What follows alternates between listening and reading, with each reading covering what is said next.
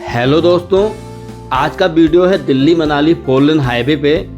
अभी मैं रिसेंटली मनाली गया था और जो नया 4 लेन हाईवे बना है भाई, वो तो गजब का ही बना दिया है। आराम से दिल्ली से मनाली जाओ, कोई टेंशन नहीं, गजब की रोड बन गई है। इतने सारे टनल बना दिए हैं कि कब आप एक वैली से दूसरे वैली पहुंच जाओगे आपको मालूम भी नहीं चलेगा। ये वीडियो मैं मनाली से शुरू करूंगा और आपको टनल नंबर 1 तक लेके जाऊंगा और दिखाऊंगा कि अभी क्या स्थिति है, कितनी रोड बन चुकी है।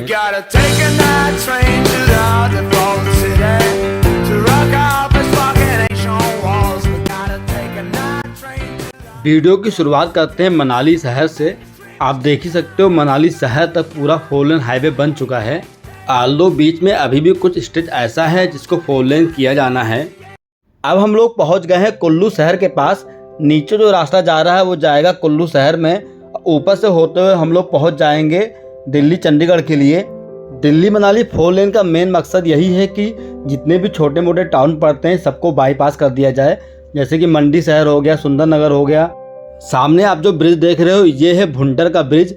2 साल पहले मैं जब आया था तब ये ब्रिज शुरू नहीं हुआ था और आज देखिए ब्रिज स्टार्ट हो चुका है और भुंटर में प्रॉपर पूरा 4 लेन हाईवे बन चुका है। यहीं से रास्ता कटता है कसोल के लिए। अगर किसी को खीरगंगा जाना है, तोश वैली जाना है या मणिकरण जाना है तो वो कसोल होते हुए जाएगा। जब ये पूरा रास्ता कंप्लीट हो जाएगा तो दिल्ली से मनाली जाने में केवल 8 घंटे का समय लगेगा। अभी भी जो समय पहले लगता था 14-15 घंटे, वो घट के अब 11-12 घंटे हो चुका है। पूरे 4 लेन हाईवे पे टोटल 37 ब्रिज और 14 टनल बनी हुई हैं। तो आपको मैं कोशिश करूंगा सारे टनल दिखाने की। बाकी रोड कितनी अच्छी बन चुकी है ये आप देख ही पा रहे होगे वीडियो में। मुझे याद है जब मैं अगस्त 2014 में मनाली घूमने गया था, उस टाइम पर सिंगल लोड हुआ करती थी और भाई दिल्ली से मनाली जाने में अप्रॉक्स 15-16 घंटे लग जाते थे। हमको याद है कि हम लोग मजनू के टीले से बस पकड़ते थे शाम के 5 बजे और उसके बाद नेक्स्ट डे 9-10 बजे तक पहुँचते थे मनाली। खराब रोड होने की वजह से जाम भी बहुत ही ज़्यादा मिलता था। जो फ्रिक्वेंट मनाली ट्रैवल करते थे पहले उनको पता होगा। एक बार तो मैं भाई 6-7 घंटे के जाम में फंसा था। बट जब मनाली पहुंचा तो भाई मनाली उस टाइम अगस्त में इतना ज़्यादा खूबसूरत था कि मज़ा ही आ गया था। अभी जब हम लोग मनाली घूमने गए तो हम लोगों ने मनाली लोकल घूमा। उसके बाद हम लोग कोकसर घूमने गए, वहाँ पे बहुत ज़्यादा स्नो थी और हम लोग को लाइव स्नोफॉल भी मिला। उसके बाद हम लोग गए सिसु घूमने के लिए, वो भी बहुत अच्छी जगह है। हमने जोगनी फॉल का ट्रैक भी किया जो कि भाई बहुत ही सुंदर जगह है मनाली के अंदर। अगर आप अभी तक जोगनी फॉल नहीं गए हो तो ज़रूर जाना। इसके अलावा हम लोग कसोल भी घूमने गए। कसोल में हमने मणिकरण साहब गुरुद्वारा देखा, कसोल की लोकल मार्केट को एक्सप्लोर किया और अब सारा कुछ घूमने के बाद हम लोग वापस जा रहे हैं दिल्ली। आल्दो जाने का मन तो नहीं होता है, एक बार आप पहाड़ों में पहुँच जाओ, खासकर गर्मी के मौसम में, लेकिन जाना तो पड़ता ही है। एक जगह के बारे में बताना तो मैं भूल ही गया, मैं नग्गर कैसल भी घूमने गया था जो कुल्लू के पास नग्गर टाउन में पड़ता है। ये भी एक बहुत ही खूबसूरत जगह है जो किसी ज़माने में कुल्लू के राजा का महल हुआ करता था। आज का वीडियो थोड़ा सा बड़ा होने वाला है क्योंकि भाई पूरा हाईवे आपको दिखाना है और कई सारे बातें भी बतानी हैं आपको। वैसे कहीं भी अगर घूमने के लिए जाओ और रास्ता अगर आपको अच्छा मिलता है, रोड अच्छी होती है तो मज़ा आ जाता है ट्रैवल करने में। राइट साइड में ऊपर एक टनल बन रही है जो है टनल नंबर 14।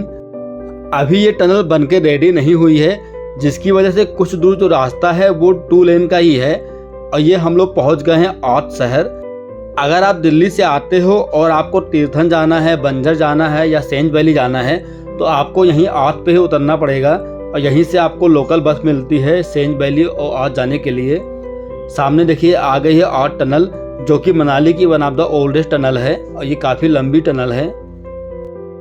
अभी सेम टनल यूज हो रही है अप एंड डाउन दोनों के लिए, क्योंकि पीछे आपको मैंने एक टनल दिखाया था। जब वो टनल बनकर रेडी हो जाएगी तो वो टनल यूज होगी दिल्ली से मनाली आने के लिए और ये वाली टनल यूज होगी मनाली से दिल्ली जाने के लिए। टनल के अंदर ओवरटेक करना मना होता है और देखिए भाई को ओवरटेक कर रहे हैं, वो भी तब जब सामने से भी गाड़ियाँ आ सकती हैं। मतलब पता नहीं लोगों को इतना जल्दी क्यों मचा रहता है। टनल से बाहर निकलते ही जो लेफ्ट साइड रास्ता जा रहा है वही जा रहा होता है सेंज वैली, तीर्थन वैली या फिर आपको अगर ग्रेट हिमालयन नेशनल पार्क जाना हो सेम ही रास्ता आपको यूज करना है। और अभी हम लोग जा रहे हैं मंडी की तरफ और साइड में देखिए भाई कितना खूबसूरत सा एक मंदिर बना हुआ है। हम लोग कसोल से अप्रॉक्स 5:30 बजे ही निकल लिए थे दिल्ली के लिए क्योंकि भाई कसोल का रास्ता इस टाइम बहुत ही ज़्यादा ख़राब हो रखा है और जाते टाइम हम लोग 3 घंटे जाम में फंस गए थे, तो उसको अवॉइड करने के लिए हम लोग अर्ली मॉर्निंग निकल लिए। सामने देखिए एक और टनल आ गई है और अभी ये वाली टनल भी स्टार्ट नहीं हुई है। जब ये सारी टनल शुरू हो जाएंगी तो सोचो भाई लोगों, मनाली जाना कितना आसान हो जाएगा। मनाली जाने का पूरा रास्ता ऐसा है कि साइड में आपको ब्यास नदी साथ साथ चलती हुई दिखाई देगी, जिसकी वजह से आपको सफ़र बिल्कुल भी बोरिंग नहीं होने वाला। पीछे जो आपको मैंने टनल दिखाया था वो टनल निकल के इस ब्रिज से कनेक्ट होगा। और देखिए पहाड़ों के ऊपर इतना बढ़िया सा ब्रिज बना दिया है यार, मतलब मज़ा ही आ जाता है इस हाईवे को पूरा देख के। और लास्ट टाइम जब मैं आया था तो ये वाला ब्रिज के नीचे जो रोड बनी हुई है वो नहीं बनी थी, टूटी फूटी थी और यहाँ पे जाने में काफ़ी दिक्कत हो रहा था। आल्दो अभी ऊपर वाला ब्रिज भी स्टार्ट नहीं हुआ है। हम लोग दिल्ली से मनाली जब आए थे तो हम लोग को जो टोटल टाइम लगा था वो लगा था 11 घंटे, और उसमें 1 से 1.5 घंटे का ब्रेक भी शामिल है जो हमने टी और लंच के लिए लिया था। ऊपर वाला जो ब्रिज है वो आगे जाके एक टनल में कनेक्ट हो जाता है, और जब ये स्टार्ट हो जाएगा तो दिल्ली से आने वाला ट्रैफिक ऊपर से आएगा और जाने वाला ट्रैफिक नीचे से जाएगा।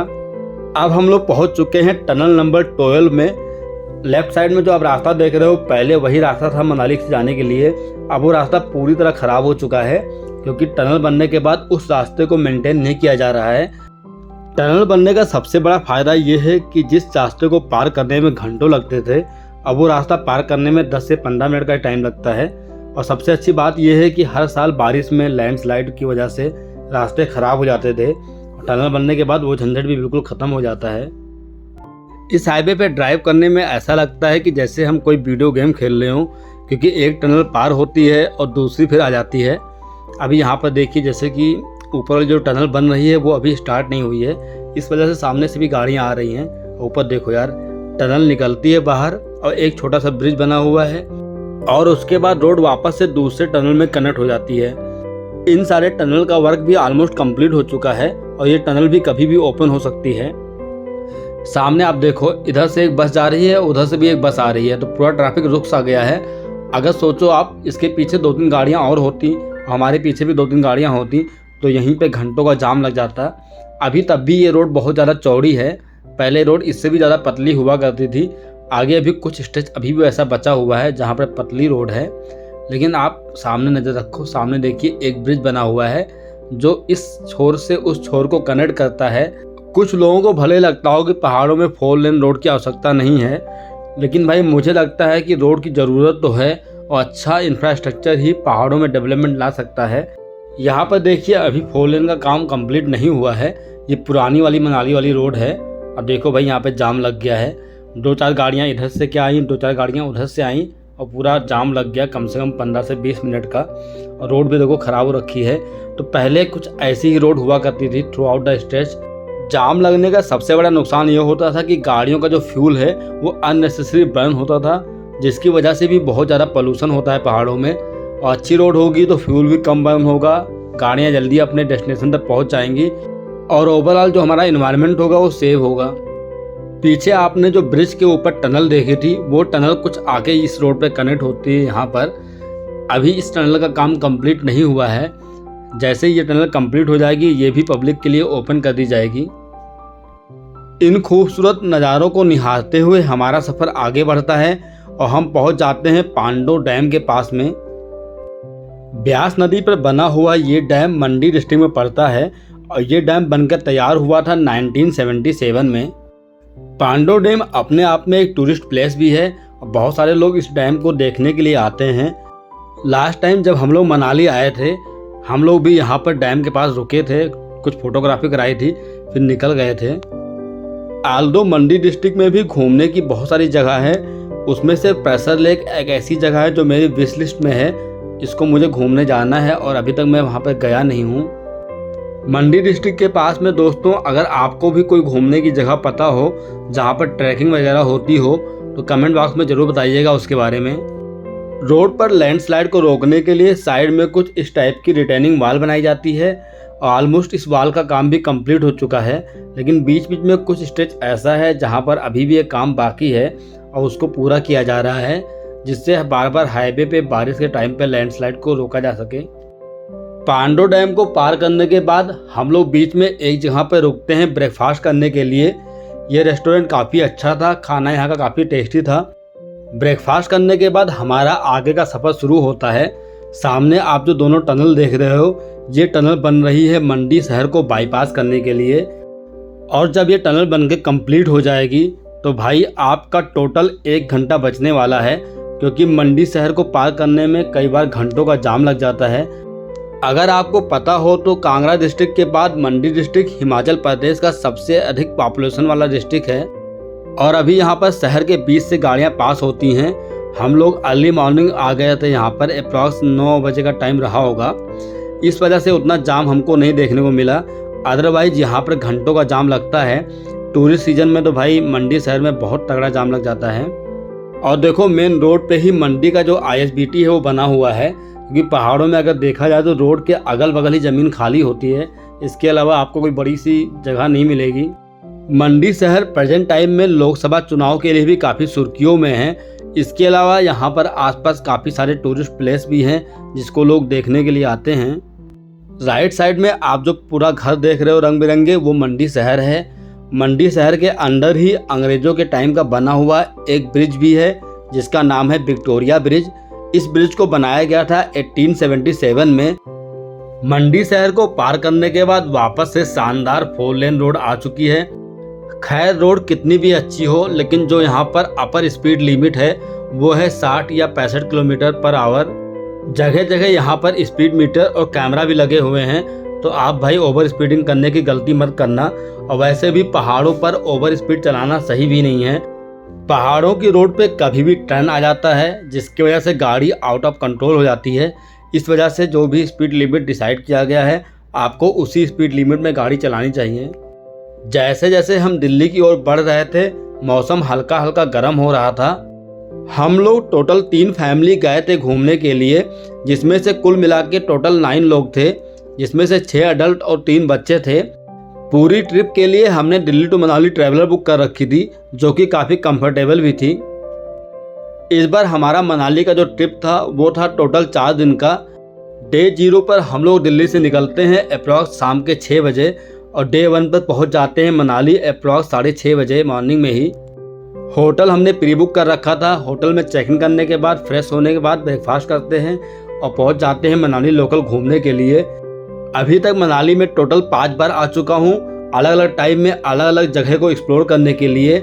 डे 1 पे हमने जो मनाली में एक्सप्लोर किया वो था हिडम्बा टेम्पल, वशिष्ठ टेम्पल। उसके बाद हम लोग चले गए जोगनी फॉल का ट्रैक करने के लिए। इवनिंग में वापस आकर हम लोगों ने मनाली के माल रोड को एक्सप्लोर किया। डे 2 पर हमने क्या किया उसके बारे में आगे बात करते हैं। पहले बात कर लेते हैं इस टनल की। ये है टनल नंबर 5। टनल नंबर 5 का जो जाने वाला पार्ट है वो कंप्लीट हो चुका है। दिल्ली से आने वाली जो टनल है वो अभी कंप्लीट नहीं हुई है। इस वजह से अभी सेम टनल यूज हो रही है अप एंड डाउन दोनों ट्रैफिक के लिए। जब दूसरी टनल बनकर तैयार हो जाएगी तो उधर से आने का ट्रैफिक पूरा उसमें डाइवर्ट हो जाएगा। अभी 4 टनल और बाकी है इस पूरे रूट की, उसको भी आगे दिखाएंगे। उसके पहले बात कर लेते हैं मनाली में हमारे डे 2 का। डे 2 पर हम लोग अर्ली मॉर्निंग ब्रेकफास्ट करने के बाद निकल पड़ते हैं कोकसर घूमने के लिए। कोकसर में बहुत ज़्यादा स्नो थी उस टाइम पर और हम लोगों को लाइव स्नोफॉल भी मिला। कोकसर घूमने के बाद हम लोग निकल पड़ते हैं सिसु घूमने के लिए। वहाँ पर हमने सिसु लेक घूमा। अगर आप भी कोकसर या सिसु लेक जाते हो या अटल टनल जाते हो तो कोशिश करना कि मनाली से जितना अर्ली मॉर्निंग पॉसिबल हो निकल जाओ, क्योंकि अटल टनल के पास और वशिष्ठ के पास बहुत ज़्यादा जाम मिलता है। सामने आप देख रहे होंगे एक 4 लेन का ब्रिज बना हुआ है और ऐसे टोटल 37 ब्रिज हैं पूरे मनाली हाईवे पे। सिसु घूमने के बाद हम लोग अटल टनल और सोलांग वैली होते हुए आ जाते हैं अपने होटल मनाली में। डे 3 पर हम लोग होटल में ब्रेकफास्ट करने के बाद चेकआउट कर लेते हैं और निकल पड़ते हैं नग्गर टाउन के लिए। नग्गर टाउन में एक कैसल पड़ता है जिसका नाम है नग्गर कैसल, जो कि कुल्लू के राजा का महल हुआ करता था किसी टाइम पर और बहुत ही खूबसूरत जगह है। फाइनली हम लोग को पहला टोल प्लाजा मिल गया इस खूबसूरत हाईवे पर। भाई इतना अच्छा रोड बनाया है तो उस पर चलने के लिए पैसा तो चुकाना पड़ेगा ही। पूरे हाईवे पर ऐसे टोटल 3 टोल प्लाजा बनाए गए हैं। सामने आप देख रहे हो आ गई है टनल नंबर 4। इसके बाद अभी 3 टनल और बची हुई है। मैं बात कर रहा था मनाली में अपने डे 3 की। तो नग्गर कैसल घूमने के बाद हम लोग निकल पड़ते हैं कसोल के लिए। कसोल जाते टाइम भाई रोड इतनी ज़्यादा ख़राब थी कि हम 3 घंटा की जाम में फंस गए और हम कसोल पहुँचे काफ़ी लेट। कसोल पहुंचकर सबसे पहले हम लोग चले गए मणिकरण साहब गुरुद्वारा में दर्शन करने के लिए। उसके बाद उसके बगल में बने हुए शंकर जी के मंदिर में विजिट किया। मंदिर दर्शन करने के बाद हम लोग आ जाते हैं कसोल में अपने होटल में, जो कि मार्केट से अप्रॉक्स 200 मीटर की दूरी पर ही था और हमारे होटल के जस्ट पीछे पार्वती नदी बह रही थी। तो हम लोग होटल में कुछ देर फ्रेश होने के बाद पहुंच जाते हैं पार्वती रिवर के पास में। अगर आप भी कसोल जाने का प्लान कर रहे हो तो हमारा कसोल ट्रिप का वीडियो जरूर देखना, इससे आपको रोड का आइडिया लग जाएगा। घंटों रिवर साइड बैठने के बाद हम लोग आ जाते हैं वापस से अपने होटल।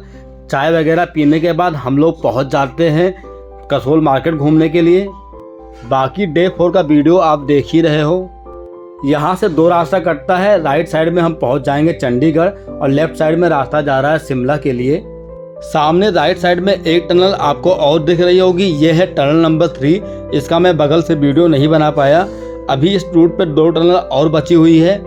दिल्ली से आते टाइम हम लोग सोते सोते आए थे।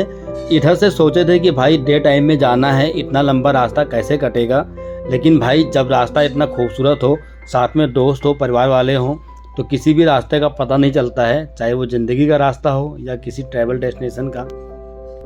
ये वाली टनल बहुत ज़्यादा बड़ी तो नहीं थी, लेकिन जैसे ही टनल आती थी हम लोग कुछ ना कुछ मस्ती करने लगते थे। बच्चों ने ये लाइटिंग वाली बॉल खरीद रखी थी और इससे हम बड़े लोग भी खेल रहे थे। ये थी टनल नंबर 2 जो कि स्वार घाट को पार करती है। स्वार घाटी को पार करने के बाद पूरा नज़ारा ही बदल जाता है, मौसम ही बदल जाता है और बहुत ही गर्मी होने लगी थी।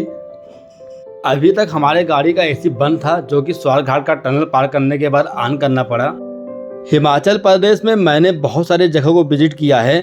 अभी तक की जो मुझे बेस्ट जगह लगी वो थी चंद्रताल लेक, जो कि स्पीति वैली में पड़ती है। स्पीति वैली भी हिमाचल प्रदेश में एक बहुत ही खूबसूरत जगह है। पूरा लद्दाख वाली फीलिंग आती है वहाँ जाकर। इसके अलावा मैं ब्रिखू लेक के ट्रैक पर गया था। वो जगह भी मुझे बहुत ज़्यादा अच्छी लगी थी, क्योंकि मैं जून एंड में गया था। उस टाइम पे बहुत ही ज़्यादा ग्रीनरी थी। फाइनली अब हम लोग पहुंच गए हैं टनल नंबर 1 पर, जो कि इस पूरे हाईवे का लास्ट टनल है। इसका भी अभी एक साइड का रोड ओपन नहीं हुआ है, एक ही साइड का ओपन हुआ है। इस टनल को पार करने के बाद भी काफ़ी सारे कंस्ट्रक्शन के वर्क चल रहे थे। बहुत सारे ऐसे चौराहे थे जहां पर अभी ब्रिज नहीं बना हुआ है, जिसकी वजह से वहां पर रेड लाइट होती है और जाम लगता है। उस जगह पर भी ब्रिज बनाने का काम बहुत तेज़ी से चल रहा है और शायद वो 2-3 महीनों में वो काम भी कंप्लीट कर लिया जाएगा। आप दिल्ली मनाली हाईवे का हमारा पुराना वाला वीडियो भी देख सकते हो। आपको आइडिया लग जाएगा कि उस टाइम पे कितना काम हुआ था और अब कितना सारा काम कंप्लीट हो चुका है। कसोल से निकलकर दिल्ली पहुंचने में हम लोग को लग गया अप्रॉक्स 12.5 घंटे का समय। इसमें से हम लोग 2 घंटा रुके थे। एक बार रुके थे 1 घंटा लंच करने के लिए और एक बार रुके थे 1 घंटा ब्रेकफास्ट करने के लिए। बीच में और हमने 15-20 मिनट का स्टॉपेज लिया। आई होप आज का वीडियो आपको पसंद आया होगा। Please like this video and subscribe this channel. मिलते हैं नेक्स्ट वीडियो में, तब तक के लिए बाय बाय दोस्तों।